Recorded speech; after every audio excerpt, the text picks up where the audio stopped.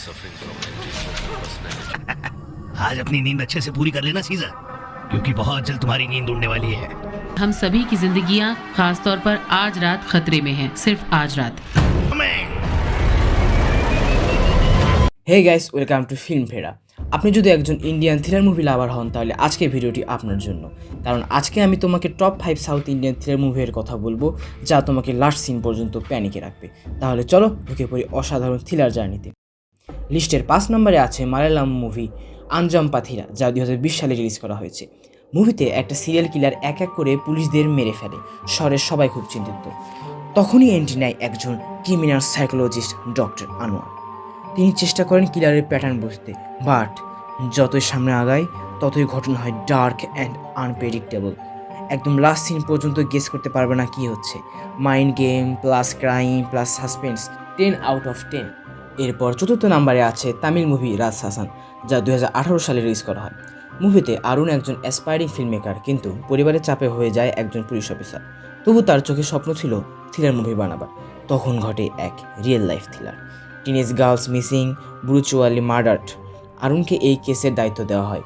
যখন এক এক করে টুইস্ট আসে তখন তুমি বুঝতে পারবে it's not normal killer. Camera work, BGM, climax সব কিছু গুজবাম্পস দেবে।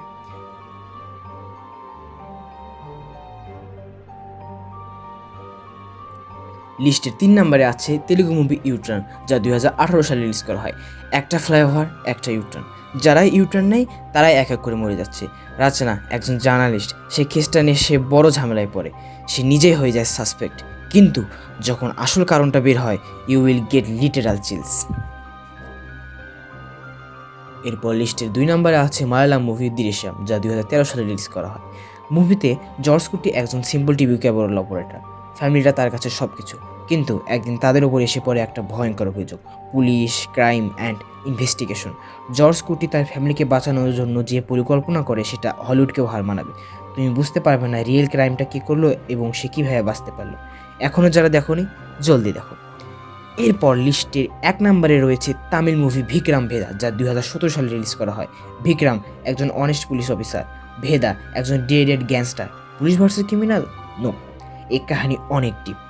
ভেদা যখন ধরা পড়ে সে একটা গল্প বলে একের পর এক। প্রত্যেকটা গল্প বিক্রমের দৃষ্টি বদলায়, ঠিক কলকাতার ঢাকুমার ঝুলির মতো। এখানে গল্পের ভিতরে গল্প আর প্রশ্ন, what is truly right or wrong. Thriller বলতে শুধু মারামারি বোঝায় না, একটা ভালো গল্প বোঝায় যা মাথা ঘুরিয়ে দেয়। এদের মধ্যে কোনটা তোমার ফেভারিট কমেন্টে জানিও। এরকম মুভি লিস্ট পেতে চাইলে ফিল্মফেরাকে সাবস্ক্রাইব করতে ভুলো না। আবার আসছি নতুন কিছু মুভি নিয়ে।